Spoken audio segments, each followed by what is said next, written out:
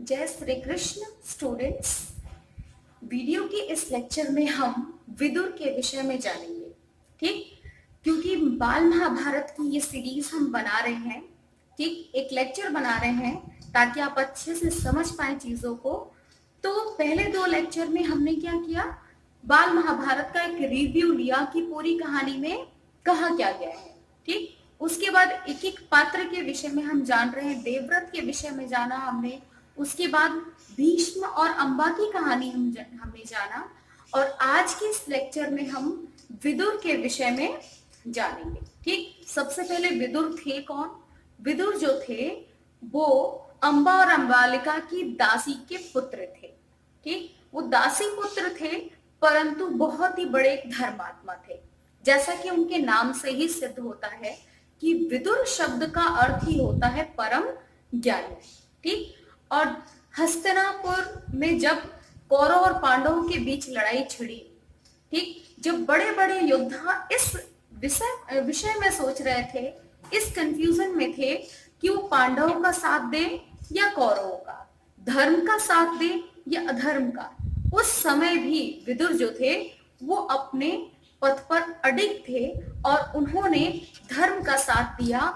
हस्तिनापुर में रहते हुए भी उन्होंने युद्ध करने से मना कर दिया। उन्होंने युद्ध में कौरवों का साथ नहीं दिया, यानी अधर्म का साथ नहीं दिया उन्होंने।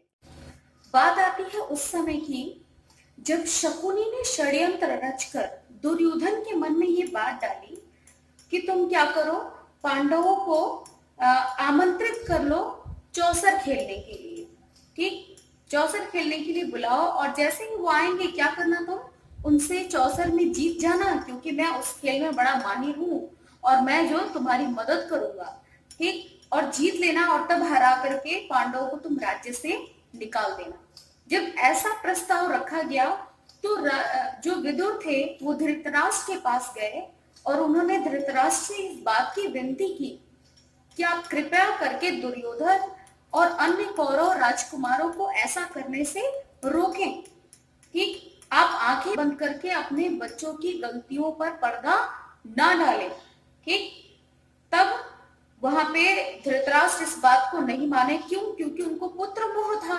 उन्हें लगा कि अगर वो ऐसा करेंगे तो उनके पुत्र उनसे नाराज हो जाएंगे या उनको बुरा लग सकता है, इसीलिए उन्होंने ऐसा करने से मना कर दिया। ऐसा करने पे वो पुनः युधिष्ठिर के पास गए और वहां जाकर के उन्होंने उनको समझाया कि यदि आपके चाचा, ठीक, चाचा यानी कौन? धृतराष्ट्र, चाचा लगेंगे ना, क्योंकि पांडु पुत्र थे और पांडु जो थे वो धृतराष्ट्र के बड़े भाई थे। ठीक, तो अगर आपके चाचा जो है आपको चौसर की खेल के लिए आमंत्रित करे, आपको इनवाइट करे, आपको बुलाए, तो आप क्या कीजिए, उनको ऐसा करने से मना कीजिए, आप खेलने से मना कीजिए। ठीक, तब भी क्या युधिष्ठिर इस बात से नहीं माने। उन्होंने बोला कि क्षत्रिय का धर्म होता है कि यदि युद्ध के लिए या चौसर के खेल के लिए कोई उनको ललकारे या आमंत्रित करे तो जाना आवश्यक हो जाता है। और क्योंकि ये मेरे पिता तुल्य चाचा जी बुलाएंगे तो उनकी आज्ञा मानना मेरा परम कर्तव्य है। ठीक, और इस तरह से विदुर की बात किसी ने नहीं मानी और नतीजा आगे जानेंगे आप, जब हम लोग इस कहानी को और आगे बढ़ाएंगे तब।